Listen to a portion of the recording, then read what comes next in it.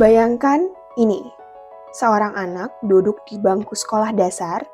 Ia datang dengan seragam rapi, sepatu bersih, buku lengkap, tapi perutnya kosong. Ia mencoba mendengarkan guru, namun yang terdengar hanyalah bunyi lapar. Di titik inilah kita sadar bahwa akses pendidikan tidak pernah berdiri sendiri. Belajar membutuhkan energi, dan energi berasal dari makanan. Dan disinilah negara hadir, bukan hanya lewat pidato, bukan hanya lewat angka anggaran, tetapi lewat program makan bergizi gratis. Program ini menjanjikan sesuatu yang sederhana namun berdampak besar. Anak datang ke sekolah tanpa rasa lapar. Namun pertanyaannya, apakah program sebesar ini bisa dijalankan oleh satu aktor saja? Jawabannya tidak. Dan disinilah konsep interaksi antar aktor governansi menjadi penting. Jadi, dalam teori governansi, negara itu udah nggak lagi bekerja dalam struktur yang terpisah dan juga hierarkis yang kaku. Menurut Leach, Stewart, dan juga Walls, kita itu harus mengubah konsep kita nih, yang darinya independence menuju interdependence. Jadi, program makan bergizi gratis ini bukan cuma sekedar soal makanan, tetapi gimana kita ide besar ini bisa diterjemahkan menjadi suatu kerjasama yang kolektif, di mana tanpa kolaborasi, kebijakan itu hanya akan berhenti sebagai rancangan tertulis. Jika kita melihat program makan bergizi gratis, kita bisa memetakan jaringan aktor yang saling terhubung dan juga saling membutuhkan.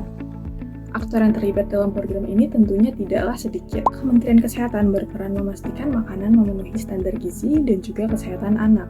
Selanjutnya ada Badan Gizi Nasional nih yang mengambil peran koordinatif seperti menyusun arah kebijakan dan juga mensinergikan pelaksanaan lintas sektor.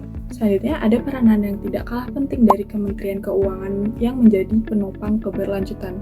Karena tanpa anggaran yang stabil, program sebesar ini tuh nggak akan bertahan lama. Sementara itu, ada Kementerian PUPR nih yang berupaya menyediakan infrastruktur pendukung seperti dapur, sarana distribusi, hingga akses logistik di daerah. Jadi, walaupun sudah punya kewenangan masing-masing, setiap aktor ini tidak dapat menjalani tugasnya sendiri. Kebijakan tidak berhenti di atas kertas. Ia harus turun ke lapangan. Disinilah pemerintah daerah memegang peran krusial sebagai pelaksana teknis. Mereka menerjemahkan kebijakan nasional ke dalam konteks lokal, yakni ada jumlah siswa, kondisi wilayah, hingga akses distribusi pangan. Dan di titik inilah paling dekat dengan masyarakat, yakni ada sekolah. Tempat kebijakan benar-benar dirasakan oleh anak-anak setiap harinya. Dan apakah kamu tahu, semakin luas dampak sebuah kebijakan, semakin tinggi tingkat interdependensi antar aktor. Dan di program MBG inilah contoh nyatanya. Karena keberhasilannya tidak ditentukan oleh satu keputusan, melainkan oleh rantai kerja yang panjang. Tapi, governance nggak cuma ngomongin soal negara. Ada orang tua yang ikut hadir, tapi bukan hanya sebagai penerima manfaat, melainkan juga sebagai aktor sosial, di mana mereka itu mengawasi kualitas makanan, menyuarakan keluhan, dan juga menuntut transparansi. Disinilah hubungan negara dan juga masyarakat menjadi dua arah, di mana pelayanan publik itu tidak lagi bersifat pasif, melainkan disertai dengan partisipasi dan juga kontrol sosial. Ketika masyarakat terlibat, kebijakan publik akan jauh lebih responsif dan juga lebih akuntabel. Keberhasilan program makan bergizi gratis sangat ditentukan oleh beberapa hal. Yang pertama, efektivitas koordinasi antar aktor.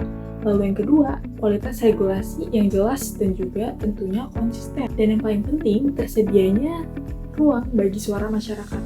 Karena tanpa adanya interaksi yang sehat, kebijakan ini tuh berisiko menjadi sekedar janji politik semata tanpa adanya dampak yang nyata dan juga sustainability.